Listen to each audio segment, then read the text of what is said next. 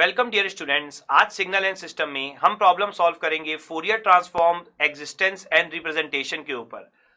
So basically जो हम problem आज सॉल्व करेंगे वो या तो प्रीवियस ईयर एग्जाम में पूछी गई हैं या आगे आने वाले एग्जाम्स के लिए बहुत ज्यादा इंपॉर्टेंट है। हम यहाँ पर थ्योरिकल टाइप की एंड न्यूमेरिकल टाइप की प्रॉब्लम सॉल्व करेंगे। इस टॉपिक से बेसिकली आप दोनों तरह की प्रॉब्लम एक्सपेक्ट करते हैं और बेसिकली जो प्रॉब्लम्स आती हैं वो लॉन्ग टाइप की भी हो सकती हैं, शॉर्ट टाइप की और ऑब्जेक्टिव टाइप की भी हो सकती हैं। सो ये टॉपिक हमारे लिए बहुत ज्यादा इंपॉर्टेंट है एग्जाम पॉइंट ऑफ व्यू से। सो यहां पर सबसे पहले हम थ्योरी टाइप की प्रॉब्लम्स डिस्कस करेंगे एंड उसके बाद हम न्यूमेरिकल टाइप की प्रॉब्लम सॉल्व करेंगे। जो न्यूमेरिकल टाइप की प्रॉब्लम होगी वो कुछ प्रॉब्लम्स मैं सॉल्व करूंगा और कुछ प्रॉब्लम्स आप सॉल्व करेंगे। सो थ्योरिकल टाइप की प्रॉब्लम से स्टार्ट करते हैं। सो फर्स्ट प्रॉब्लम जो है डिफाइंड फोरियर ट्रांसफॉर्म। सो देखिए यहां पर जो फोरियर ट्रांसफॉर्म हमें डिफाइन करना है, अगर आपसे कहता है कि कंटिन्यूअस टाइम फोरियर ट्रांसफॉर्म तब तो आप सिर्फ उसे ही डिफाइन करेंगे, लेकिन अगर आपसे सिर्फ पूछता है कि डिफाइन फोरियर ट्रांसफॉर्म तो आप यहां पर continuous time Fourier transform as well as discrete time Fourier transform दोनों के दोनों आप डिफाइन कर दीजिए। That means CTFT and DTFT. ठीक है, डीटीएफटी डिफाइन कर दीजिए, लेकिन अगर लॉन्ग टाइप का क्वेश्चन है तो साथ साथ में डीएफटी भी डिफाइन कर दीजिए। ठीक है, सीटीएफटी का जो मेन यूज होता है वो आप बता दीजिए कि सीटीएफटी बेसिकली किसी भी सिग्नल को, किसी भी टाइम डोमेन सिग्नल को एफ डोमेन में कन्वर्ट करने के लिए यूज होता है, टी टू एफ। डीटीएफटी का भी मेन यूज आपका यही है, एन टू एफ। बेसिकली यहां पर आप ओमेगा से रिप्रेजेंट करते हो, एन टू ओमेगा, जबकि यहां पर आप एफ या ओमेगा दोनों में से किसी का यूज भी कर सकते हो। तो बेसिकली आप फोरियर ट्रांसफॉर्म का यूज क्यों करते हो? फ्रीक्वेंसी डोमेन रिप्रेजेंटेशन के लिए। फ्रीक्वेंसी डोमेन में रिप्रेजेंट क्यों करना पड़ता है? ताकि आप किसी भी सिग्नल की बैंडविड्थ निकाल सको जो आप कम्युनिकेशन सिस्टम में स्टडी करोगे। तो ये फोरियर ट्रांसफॉर्म का यूज दिखा दीजिए। इसके अलावा जो फोरियर ट्रांसफॉर्म है उनका यूज करके आप ट्रांसफर फंक्शन निकाल सकते हो, आप ये बात डिस्कस कर दीजिए अच्छे से। ठीक है, इसके अलावा जो दोनों आपके फोरियर ट्रांसफॉर्म है सीटीएफटी और डीटीएफटी, दोनों के जो बेसिक फॉर्मुलेज हैं वो लिख दीजिए। इसके अलावा दोनों के बेसिक फॉर्मूले पे अगर लॉन्ग टाइप का क्वेश्चन है तो एक एक एग्जांपल शो कर दीजिए। इस तरह से आपको बहुत अच्छे मार्क्स मिल जाएंगे। ठीक है, यहां पर कोशिश करिए कि अपने आंसर को पॉइंट बाय पॉइंट लिखिए। ठीक है, एक पैरा में मत लिखते जाइए, बड़ा बड़ा पैराग्राफ मत बनाइए। जो आप थ्योरी भी लिखेंगे इस तरह के क्वेश्चंस में या किसी भी प्रॉब्लम में तो पॉइंट बना दीजिए, first point, second point, third point. Clear? और कोई स्पेशल पॉइंट हो, कुछ बहुत बढ़िया पॉइंट हो तो उसे आप डिफरेंट कलर के पेन से भी शो करिए। नाउ जो हमारा नेक्स्ट क्वेश्चन होगा, क्वेश्चन नंबर 2, यहां पर हमसे बोला है what are the different properties of Fourier transform. तो देखिए फोरियर ट्रांसफॉर्म से रिलेटेड हमने 10 to 12 प्रॉपर्टीज स्टडी कर रखी हैं। Time shifting, time scaling, frequency shifting, differentiation property, इस तरीके से बहुत सारी प्रॉपर्टी हमने स्टडी कर रखी हैं। सारी प्रॉपर्टीज को आप वन बाय वन एक्सप्लेन करिए। ठीक है, प्रॉपर्टी का यूज आप शो करिए, इक्वेशन लिख दीजिए प्रॉपर्टी का। इसके बाद जो कोई बहुत इंपॉर्टेंट प्रॉपर्टीज हैं उन्हें आप स्टार्ट में लिखिए और उन पे एक एक एग्जांपल शो कर दीजिए, स्पेशली जब आपका क्वेश्चन लॉन्ग टाइप का हो, ज्यादा मार्क्स का हो। जैसे ड्युअलिटी प्रॉपर्टी पे हमने बहुत अच्छे अच्छे क्वेश्चन डिस्कस किए हैं, वो आप शो कर दीजिए। जैसे कि अगर आप कोई बेसिक फॉर्मूला अगर आप शो कर रहे हैं फोरियर ट्रांसफॉर्म का, वो भी एक प्रॉपर्टी ही है जो बेसिक हम फोरियर ट्रांसफॉर्म कैलकुलेट करते हैं, उस पर आप रेक्टेंगुलर फंक्शन का कैलकुलेशन शो कर दीजिए। ज्यादा डिटेल में शो करने की जरूरत नहीं है, आप ब्रीफ में भी शो कर सकते हैं 3 से 4 स्टेप्स में। तो जैसी जैसी प्रॉपर्टीज आप लिखते जाएंगे वैसे वैसे आप एक एक एग्जांपल देते जाइए, उससे आपको बहुत अच्छे मार्क्स मिल जाएंगे। नाउ नेक्स्ट है हमारा describe magnitude and face representation of Fourier transform. देखिए यहां पर अगर आप बात करते हैं मैग्नीट्यूड एंड फेस रिप्रेजेंटेशन की, तो यहां पर मैं आपको बोलूंगा कि आप क्या करिए, जो हमने एलएम में भी किया हुआ है लर्निंग मॉडल में, कि हमने बेसिकली e की पावर -80 ut का एग्जांपल लिया था। ठीक है, आप अपने नोट्स पे चेक कर सकते हैं, वहां पर हमने इसका पहले फोरियर निकाला, तो इसका फोरियर ट्रांसफॉर्म आप कैलकुलेट करके दिखाइएगा, 1/a + j2πf। फोरियर ट्रांसफॉर्म के कैलकुलेशन के बाद हमने क्या किया था, बेसिकली इसका मॉड निकाला था। ठीक है, मैग्नीट्यूड, फिर इसका हमने फेस निकाला था। हमने ये प्रूफ किया था कि मैग्नीट्यूड जो होता है वो इवन सिमेट्री को सेटिस्फाई करता है, जो फेस होता है वो ऑड सिमेट्री को सेटिस्फाई करता है।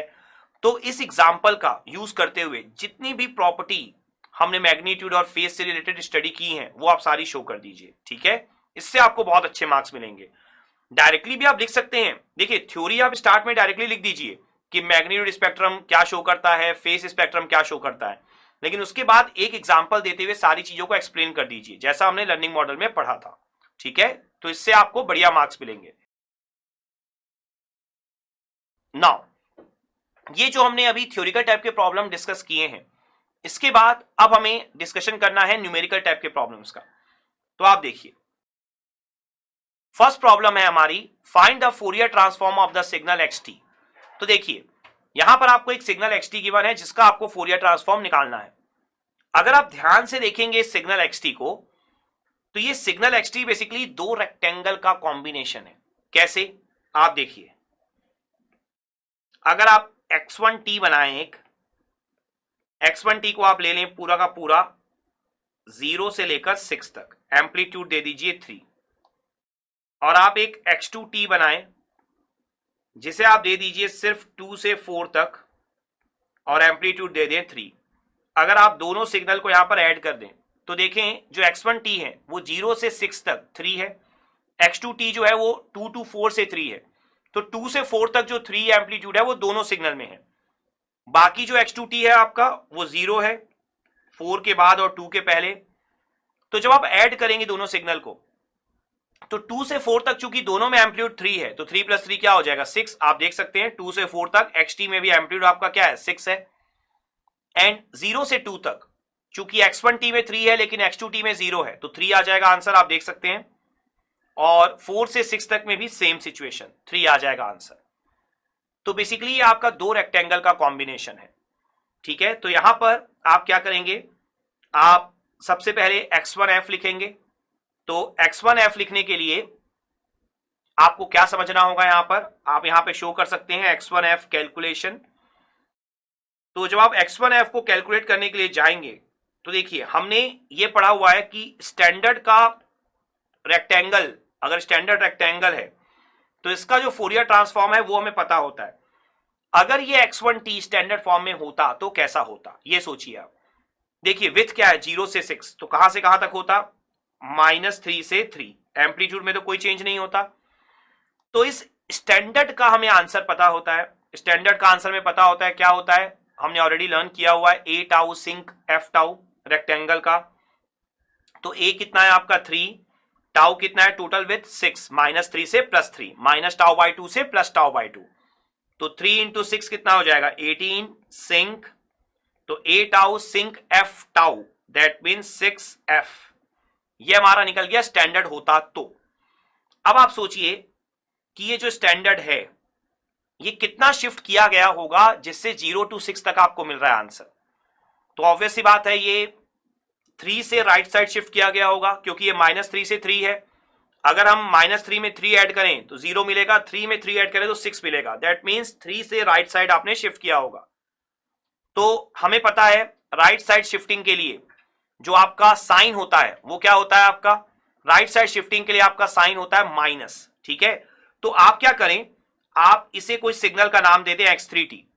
तो आप क्या लिख सकते हैं यहां पर, आप यहां पर लिख सकते हैं कि जो आपका x1t है, ठीक है, जो आपने x1t डिफाइन किया हुआ है वो कितना है आपका x3t-3। क्लियर। इसके बाद अब आप क्या करेंगे, देखिए आपको यहां पर x3f तो पता है ऑलरेडी, स्टैंडर्ड सिग्नल है, इसका आंसर आपने कैलकुलेट कर रखा है। इसके बाद आप क्या करेंगे, आप फोरियर ट्रांसफॉर्म की शो करेंगे टाइम शिफ्टिंग प्रॉपर्टी, ठीक है। तो जैसा मैंने आपको ऑलवेज बोला है कि हर एक प्रॉपर्टी को आपको डिफरेंट कलर की पेन से शो करना है, ठीक है। तो यहां पर जो टाइम शिफ्टिंग प्रॉपर्टी होगी उसे आप पहले लिखेंगे कि टाइम शिफ्टिंग प्रॉपर्टी है क्या। तो टाइम शिफ्टिंग प्रॉपर्टी हमारी क्या होती है कि अगर xt का फोरियर ट्रांसफॉर्म xf है तो चूंकि यहां माइनस वाली प्रॉपर्टी लगनी तो आप माइनस वाली ही शो करेंगे सिर्फ और सिर्फ। तो xt-t0 का फोरियर ट्रांसफॉर्म आपका कितना हो जाएगा यहां पर xf e की पावर -j2πf t0, ठीक है। तो अब अगर आप देखेंगे जो x1t है हमारा, x1t आपका क्या है आप देख सकते हैं x3t-3।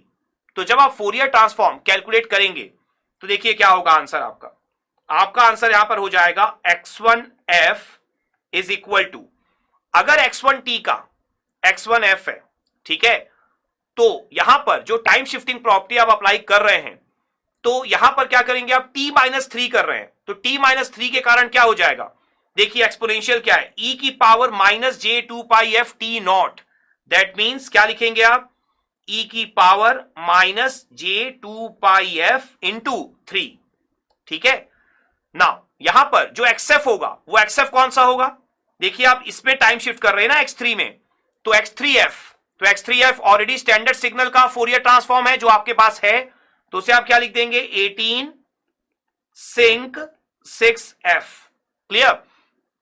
सो ये आपका यहां पर कैलकुलेट हो जाएगा x1f, क्लियर अच्छे से। अब x1f लिख देने के बाद अब आपको क्या निकालना है यहां पर, x2f, x1f plus x2f, final answer आ जाएगा xf का। तो अब अगर आप देखेंगे यहां पर x2f कैलकुलेशन, तो देखिए जो x2t है वो 2 से 4 तक है, तो अगर ये स्टैंडर्ड होता तो कहां से कहां होता, सोचिए आपकी विच 2 है, दैट मींस -1 से +1, एम्पलीट्यूड आपका 3 रहेगा।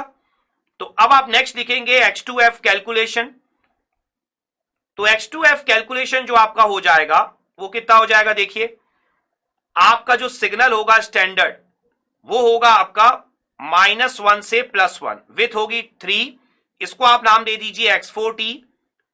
तो आपको पता है कि जो x4f है वो कितना है आपका, a टाउ, टाउ कितना है इस बार आपका 2 है, तो आप क्या लिखेंगे 6, 3 into 2 6, a tau sinc f tau, that means 2f, ठीक है, ये स्टैंडर्ड फॉर्मूला है, उसे आप लिख देंगे।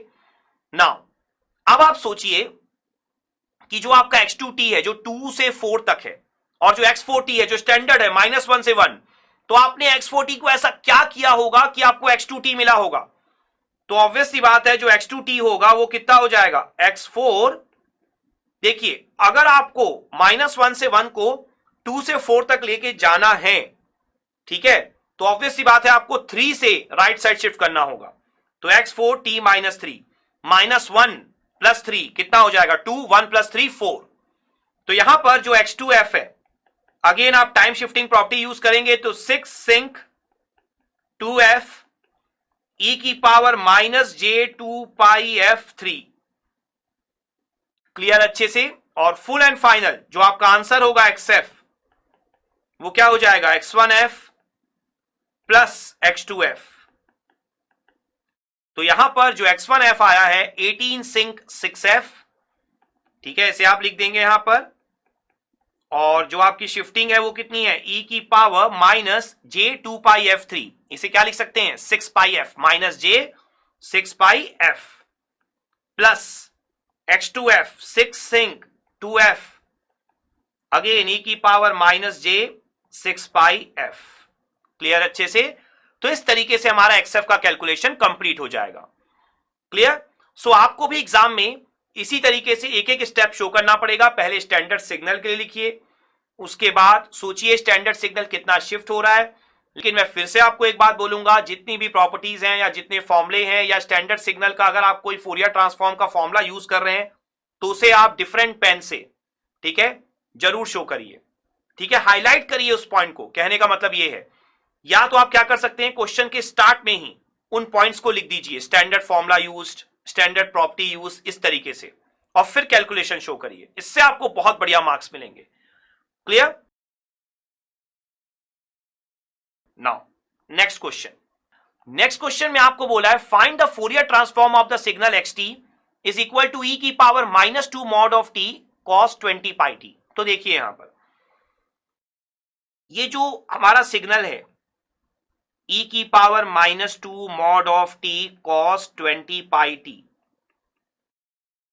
तो यहां पर अगर आप देखेंगे तो e की power -a mod of t, इसका फोरियर ट्रांसफॉर्म हमने पढ़ रखा है, ये एक स्टैंडर्ड फोरियर ट्रांसफॉर्म है, 2a upon a square plus 4 pi square f square. देखिए अगर लॉन्ग टाइप का क्वेश्चन आता है तो जो हमने लर्निंग मॉडल में e की power -a mod of t का फोरियर ट्रांसफॉर्म का फॉर्मूला डिराइव किया है वो आप भी डिराइव कर दीजिए अपने सॉल्यूशन में। लेकिन अगर शॉर्ट टाइप का आता है तो आप डायरेक्टली फॉर्मूला यूज कर सकते हैं, क्लियर। तो यहां पर जैसे ही आप 2 पुट करेंगे तो आपका आंसर कितना हो जाएगा, यहां पर 4 upon 4 plus 4 pi square F square. Clear? Now अब हमने एक प्रॉपर्टी पढ़ रखी है जिसे हम बोलते हैं मॉड्यूलेशन प्रॉपर्टी। तो मॉड्यूलेशन प्रॉपर्टी हमारी क्या होती है कि जब भी किसी सिग्नल को आप मल्टीप्लाई करते हैं कॉस या साइन के साथ, ठीक है, तो मॉड्यूलेशन प्रॉपर्टी ये हमारी क्या होती है, इसे मैं आपके लिए लिख देता हूं यहां पर, आपको भी एग्जाम में जरूर शो करना है हाईलाइट करते हुए। तो अगर एक्स टी का फूरियर ट्रांसफॉर्म आपका एक्सएफ है तो x T into cos 2 pi F not T का फूरियर ट्रांसफॉर्म हमारा होता है x F minus F not plus x F plus F not divided by 2। ये आपको जरूर यहां पर शो करना है। उसके बाद अब अगर आप देखें इस प्रॉपर्टी को और अपने क्वेश्चन को, तो आपको यहां क्लियरली विजिबल होगा कि 2 पाई एफ नॉट की जगह आपका 20 पाई है। दैट मीन्स एफ नॉट की वैल्यू कितनी होगी, यहां पर 10 होगी। तो आप क्या करेंगे, जो भी आपका एक्स टी का एक्सएफ है, एक्स टी क्या है आपका ई की power minus 2 mod of T, ठीक है, तो उसका जो भी एक्सएफ है उसमें आप एक बार क्या करेंगे, एफ की जगह एफ माइनस 10, एक बार एफ की जगह एफ प्लस 10, दोनों को ऐड करिए और डिवाइड बाय 2 कर दीजिए। ये बस आपको सेम फॉर्मूला अप्लाई करना है। तो आंसर कितना होगा देखिए, 4/4 plus 4 pi square F minus 10 का स्क्वायर, ठीक है, उसके बाद plus 4/4 plus 4 pi square F plus 10 का होल स्क्वायर, ठीक है। उसके बाद आपको क्या करना है, दोनों में डिवाइड बाय 2, तो 4/2 4/2। क्लियर?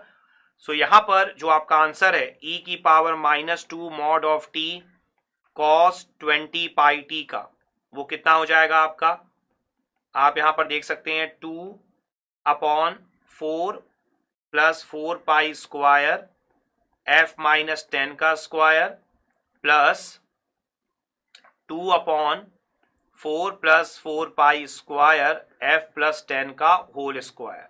क्लियर? तो देखिए अगर इस आंसर को आप डायरेक्टली देखें, सपोज करिए आपको किसी जगह देखने को मिला कि इसका फोरियर ट्रांसफॉर्म आपका ये है जो आपने आंसर लिखा है, तो आप सोचेंगे कितना कॉम्प्लेक्स आंसर है, कैसे आया होगा। लेकिन अगर आप स्टेप बाय स्टेप करेंगे, अगर आपको प्रोसेस पता है, तो कितना इजी क्वेश्चन था। देखिए आप ई की power minus A mod of T का फोरियर ट्रांसफॉर्म हमें पता है, हमने पढ़ रखा है। कॉस या साइन से मल्टीप्लाई करने पर क्या होता है ये भी हमने पढ़ रखा है, बस दोनों कंसेप्ट को हमने मर्ज कर दिया। क्लियर? सो आपको भी एग्जाम में पूरे के पूरे कंसेप्ट शो करने हैं, सारी प्रॉपर्टीज हाईलाइट करनी है, और इसके अलावा जैसा मैंने आपको बोला लॉन्ग टाइप का क्वेश्चन होगा तो कोई भी फॉर्मूला आप डायरेक्ट यूज नहीं करेंगे, सारे फॉर्मूले को आप डिराइव करेंगे। क्लियर? तो यहां पर हमने जो 2 प्रॉब्लम्स की हैं, ठीक है, न्यूमेरिकल वाइज, और हमने कुछ थ्योरी वाली प्रॉब्लम्स की हैं। आई होप आपको सारी की सारी प्रॉब्लम्स बहुत अच्छे से क्लियर हो गई होंगी, और एग्जाम में आपको आंसर कैसे लिखना है ये भी आपको अच्छे से समझ में आ गया होगा। और आई होप इनसे रिलेटेड कोई भी प्रॉब्लम्स एग्जाम में आएगी आप बड़े आराम से सॉल्व कर पाओगे और अच्छे से अच्छा मार्क्स स्कोर कर पाओगे।